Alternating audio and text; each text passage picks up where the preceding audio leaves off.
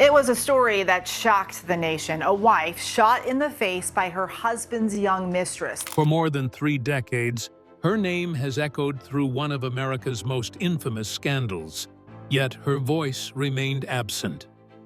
Mary Jo Buttafuoco lived with headlines, whispers, and wounds the public never truly understood. Now, after 34 long years, she is finally speaking, peeling back layers of pain, survival, and secrets surrounding Amy Fisher. So, what really happened behind closed doors when the cameras left? And why did Mary Jo choose this moment to finally tell her truth after decades of silence and misunderstood survival? A knock at the door that rewrote a life. The morning of May 19, 1992, began quietly for Mary Jo Buttafuoco, just like countless mornings before it. There was nothing in the air to warn her that her life was about to split into a clear before and after. She moved through her routine with the calm focus of a devoted mother. Breakfast was handled, the children were sent off to school, and the house was put in order. Dishes were washed, beds were neatly made, and the familiar rhythm of motherhood filled the hours. When all the usual tasks were done, Mary Jo looked ahead to a peaceful plan for the rest of the day. She would spend time painting in the backyard, enjoying a bit of quiet for herself. More than 30 years later, Mary Jo is a 70-year-old grandmother living quietly in California, far from her former life on Long Island. Though time has moved on, that day has never loosened its grip on her memory. It remains painfully clear, every detail frozen in her mind. What began as a calm, ordinary morning was suddenly torn apart by an unexpected knock at the door. Standing there was Amy Fisher, a 17-year-old secretly involved with Mary Jo's husband, Joey. In a shocking instant, Mary Jo was shot at close range. The story spread rapidly, thrusting her from private motherhood into an unforgiving public spotlight. Against all odds, Mary Jo survived. The attack left her with lasting physical injuries, including facial paralysis, and a bullet that remains lodged in her brain to this day. Her survival was nothing short of extraordinary, but it came with a long and difficult road to healing. As she worked to recover, she also had to face the constant glare of public attention. Every step she took was watched, discussed, and judged, even as she struggled to rebuild her life. Years passed, and the noise slowly faded. Mary Jo found ways to move forward, to redefine herself beyond the headlines. Yet her story never fully disappeared. It lingered in public memory as a symbol of scandal and tragedy, often told by others and shaped by their voices. Now, decades later, that story is being told again, but this time in a very different way. A new Lifetime biopic, I Am Mary Jo Buttafuoco, brings her experience back into focus.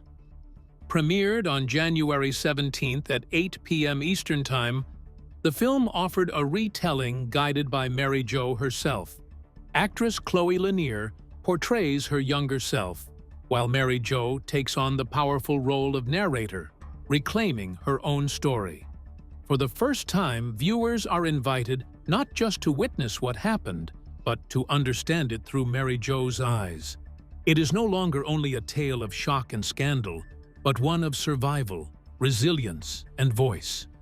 By telling her own story, Mary Jo Buttafuoco steps out of the shadow of that terrible day and into a place of strength, reminding the world that she is more than what happened to her. How did it go with Amy Fisher and Mary Jo that day? Was it a very nasty experience? Let's find out. The day life split in two. When Mary Jo later searched for words to explain what she felt, one kept returning to her mind. Insane. Not merely shocking or frightening, but unreal. It was as though the normal laws of life had suddenly stopped working. One moment she was standing in familiar space, the next she was trapped inside something dark and unimaginable, a nightmare so intense it felt impossible to escape. In the days that followed, people who saw her struggled to recognize her. Her body had grown frail, her strength drained. Her face carried the clear signs of severe trauma. She had come dangerously close to death, closer than most people ever believed they might. What makes it even more unsettling is how ordinary the day had been. There was no sense of danger, no warning feeling, no quiet voice urging caution. She simply turned toward her home, reached for the screen door, and in that simple motion, her life was violently rewritten. There was no argument, no raised voice, no time to react. What she felt was not fear, but impact, sudden and overwhelming, like a powerful blow from nowhere. Pain surged without explanation. Her mind, confused and searching for meaning, reached for the familiar. Her first thought was oddly simple. Where did she get a bat? She did not realize she had been shot. She did not know she was near death. Confusion came first. Then everything went dark as her body finally gave in. The bullet had entered her jaw and traveled downward, missing her brain by the smallest of margins. Later, doctors would explain just how close death had been. A fraction of an inch, a slightly different angle. Any small change would have ended her life instantly. The damage was serious and lasting, but somehow, against all odds, she had survived. But surviving is not the same as healing. The injuries did not simply fade with time. She lost feeling on one side of her head. Her hearing was damaged. Parts of her body never fully recovered. Every day, her physical pain reminded her of that single second that stole her sense of safety forever.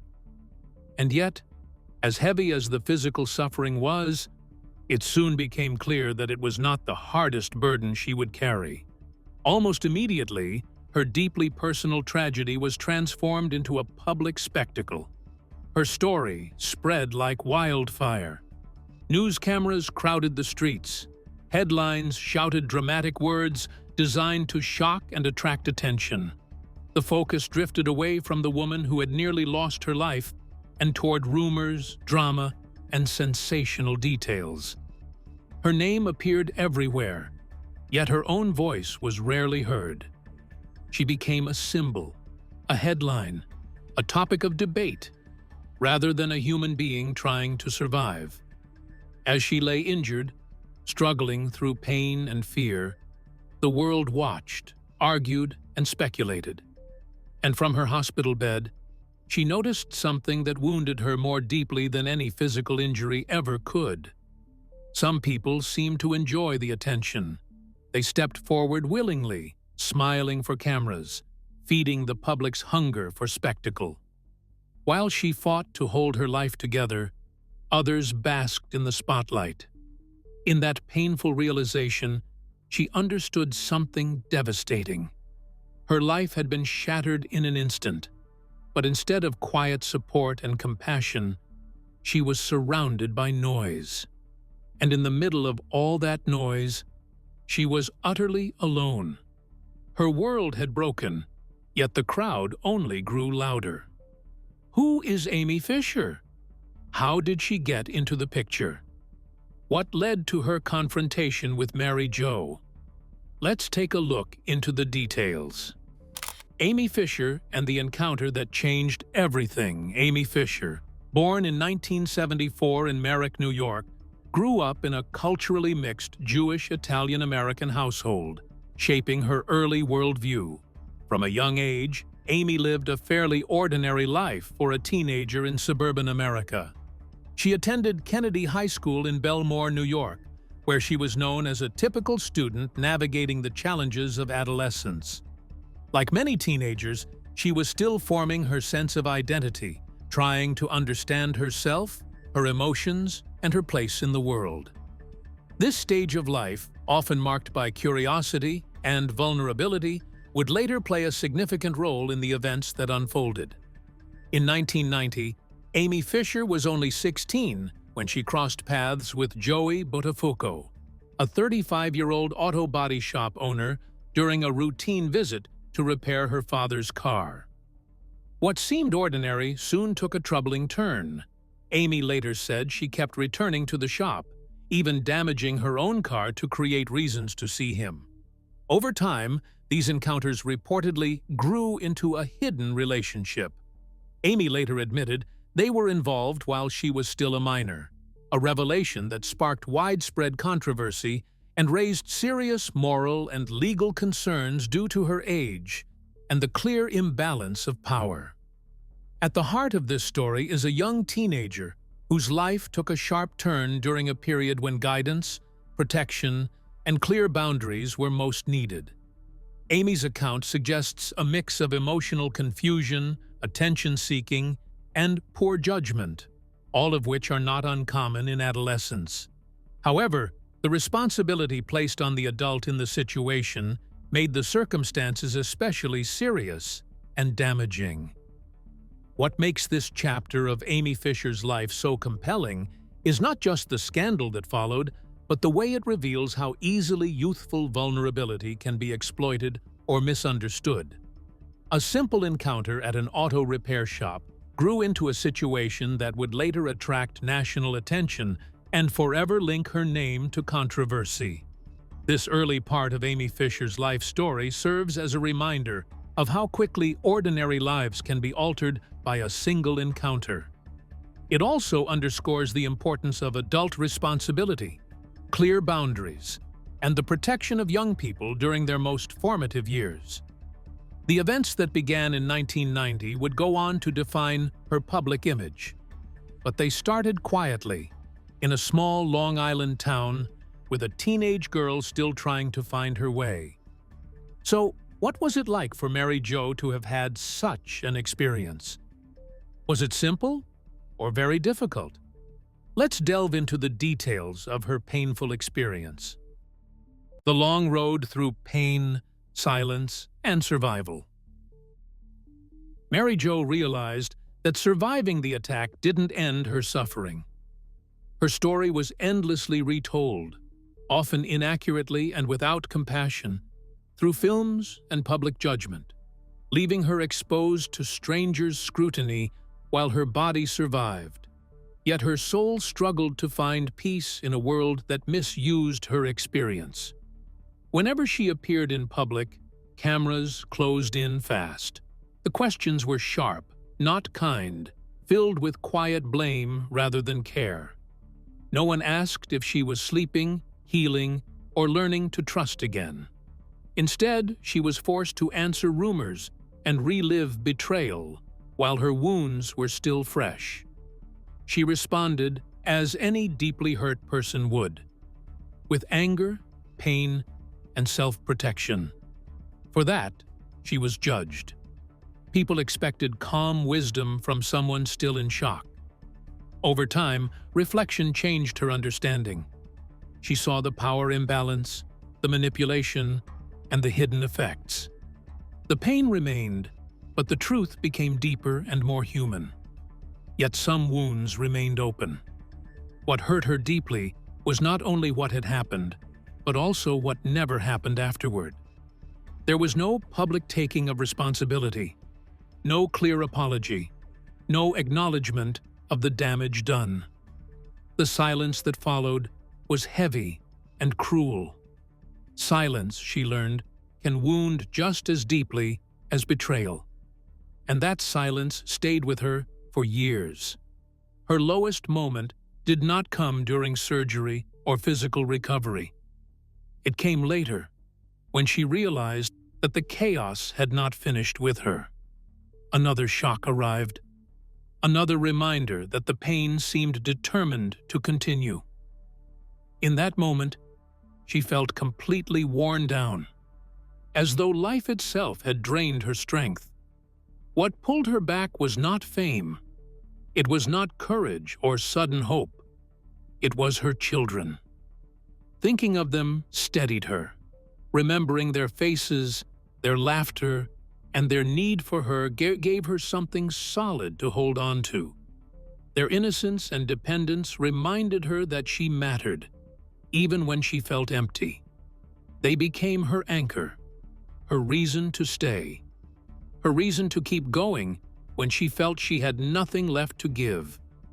Years later, she found the courage to share this truth with them.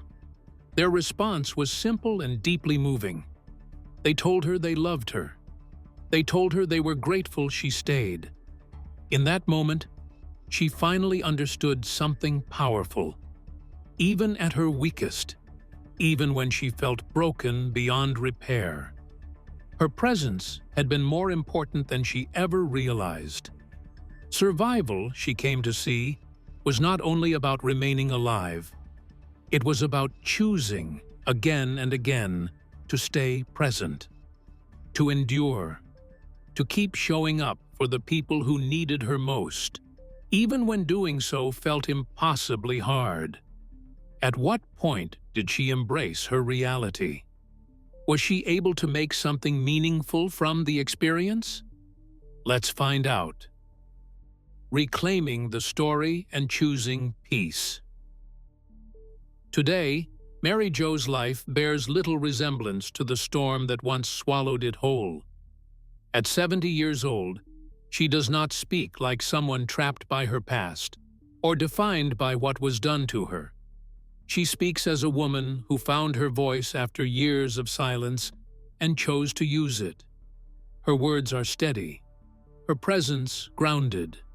She is no longer telling her story from a place of fear, but from a place of strength. Mary Jo now speaks as a motivational speaker, sharing her life with honesty and courage, always on her own terms. Her story is no longer controlled or reshaped by others. She is present in the telling, heard and respected. She speaks not to reopen old wounds, but to give her pain purpose and offer hope to others. Looking back, she recognizes the warning signs she once overlooked and the choices that led to deep hurt. There is sadness, but no shame. Her children are grown, strong, and grounded. Mary Jo learned that protecting one's peace is not selfish. It is necessary for healing and wholeness. Much of her youth was taken from her. Hospital rooms replaced comfort. Surgeries replaced rest. Public judgment replaced privacy. Heartbreak replaced safety. Years that should have been soft and hopeful were instead heavy and exhausting. She allows herself to mourn that loss now. She gives space to the grief without letting it control her.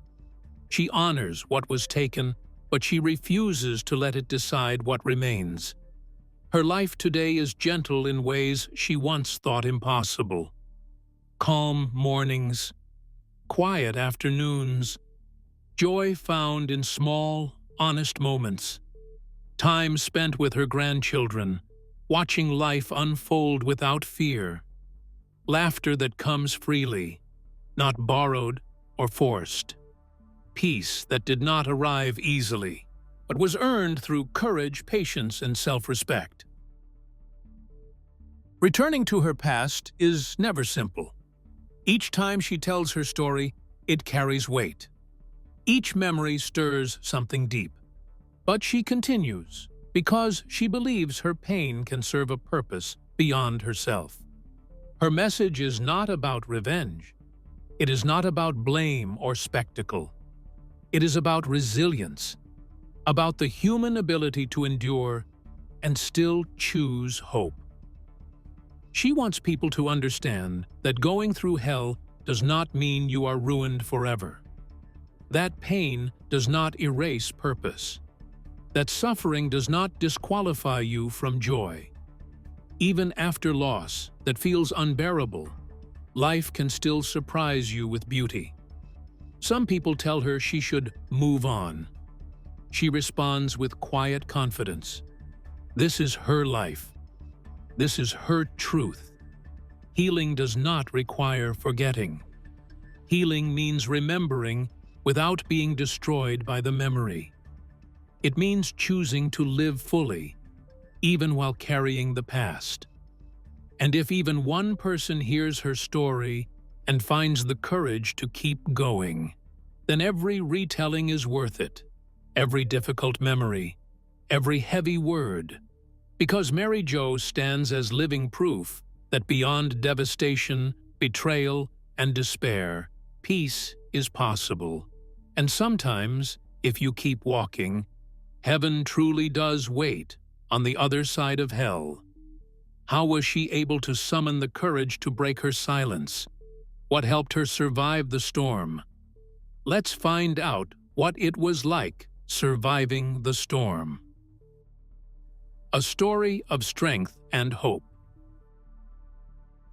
With time came a clearer view of Mary Jo Buttafuoco's life.